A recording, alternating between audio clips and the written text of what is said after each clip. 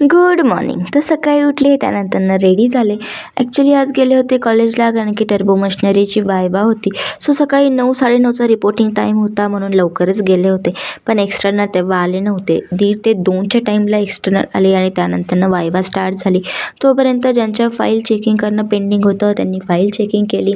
थोड्या वेळ रिव्हिजन केली. त्यानंतर चॉकोबॅक्स खाल्ला.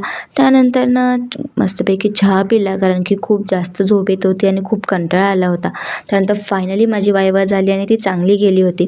सो थोड्या वेळ बसले. माझा पाय ॲक्च्युली खूप जास्त दुखत होता. मला पटकन घरी यायचं होतं. त्यानंतर मी घरी आले, मस्तपैकी लंच केला. लंच केल्यानंतर इतकी झोप आली होती, त्यामुळे मस्तपैकी एक झोप काढली. संध्याकाळी उठले. त्यानंतर दिवाळी संपलेली असली तरीसुद्धा दिवाळीचे गिफ्ट्स संपलेले नाही आहेत. सो हे गिफ्ट मिळालं होतं.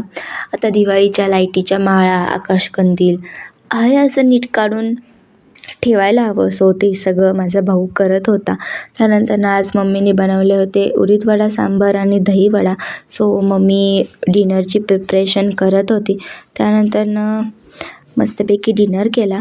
सो असा होता माझा आजचा दिवस. भेटूयात उद्याच्या ब्लॉगमध्ये. शुभरात्री.